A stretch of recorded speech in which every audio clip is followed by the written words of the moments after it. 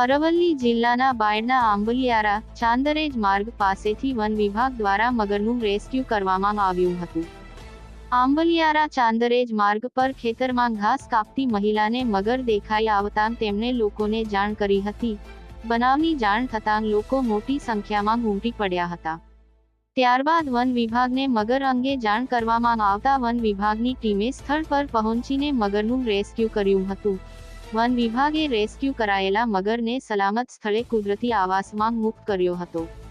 One વિભાગે મગરનું rescue કરતા લોકોએ રાહતનો શ્વાસ લીધો હતો.